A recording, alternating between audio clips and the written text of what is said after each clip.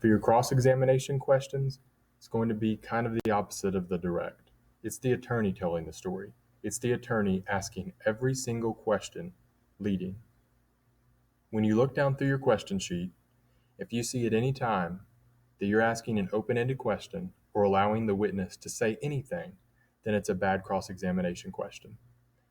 In rare circumstances, you may allow the witness to talk, but just to keep it simple, pretty much plan on them giving you only yes or no questions because you want to be in control. If you let that witness speak, I guarantee you that they are trained to get out of any information that you're asking about. They know what their red points are. They know you're going to ask about them, and they've got a cute excuse to give you of why those red points are not very bad. In fact, if you just were quiet, they'd probably give you a whole speech about how their team is right, and then they're going to throw their theme in there 10 times, and they're going to end up dominating you during a cross-examination. And that's what all the cross-examination witnesses should plan to do. You need to be ready to throw out your theme a bunch of times and explain why the red points aren't bad and slip some of your blue points in there. And really, witnesses should be trying to dominate the cross-examination. But attorneys, you need to not let that happen. So we're going to talk about how to not let that happen. How long should your questions be? Long.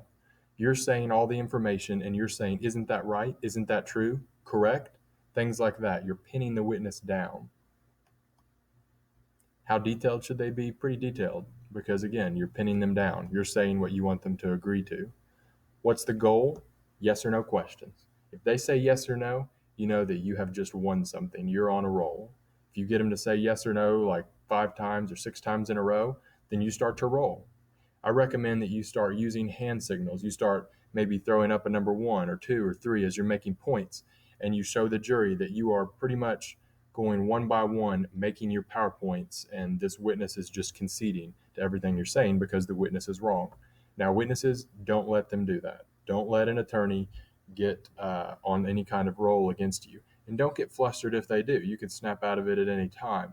But the goal is to not let them even start.